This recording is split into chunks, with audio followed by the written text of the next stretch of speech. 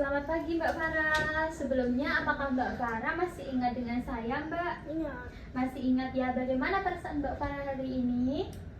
Saya merasa masih kesepian, Mbak. Masih kesepian ya Mbak.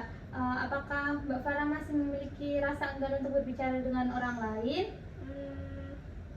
Sudah ada sih, Mbak, kemauannya. Untuk berbicara dengan orang lain masih ada ya Mbak? Sudah ada ada. ya? Bagaimana dengan kegiatan yang sudah dilakukan Mbak Farah? Apakah Mbak sudah mulai berkenalan dengan orang lain yang lebih banyak? Iya, sudah. Sudah ya, dilakukan sambil bercakap-cakap seperti laundry dan bagaimana dengan kegiatan harian yang sudah dilakukan Mbak Farah? Apakah Mbak merasa lebih percaya diri? Iya. Iya ya. Nah, apakah dilakukan sambil berbincang-bincang Mbak? Iya. Iya. Nah, sudah berapa orang yang Mbak Farah kenal? 5. 7. Tambah 2 berarti 7. Oke, 7 ya Mbak. Dengan teman kamar lain gimana Mbak? Sudah bercakap-cakap juga? Iya, sudah. Sudah ya Mbak. Apakah Mbak Farah sudah coba cara berkenalan kemarin yang sudah kita latih untuk mengontrol perasaan kesepian atau untuk berinteraksi? Iya, sudah. Sudah ya. Baiklah Mbak, sesuai dengan janji saya yang kemarin, hari ini saya akan mendampingi Mbak Farah dalam menjemput pakaian ke laundry ya Mbak. Latihan berbicara saat melakukan kegiatan sosial. Apakah Mbak Farah bersedia? Iya. Bersedia ya Mbak. Mbak, waktunya mau berapa lama? Bagaimana kalau 20 menit saja? Iya. Oke.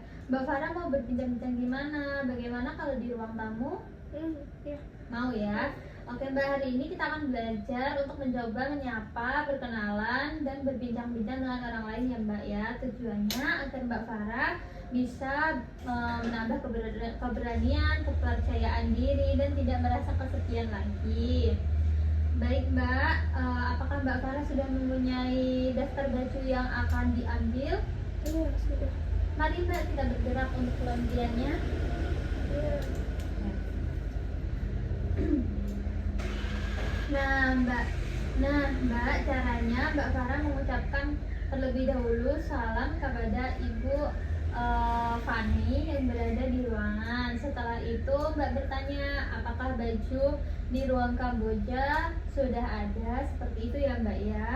Setelah selesai, meminta Ibu Fani untuk menghitung jumlah pakaiannya. Kemudian Mbak Farah jangan lupa untuk berterima kasih kepada Ibu Fani.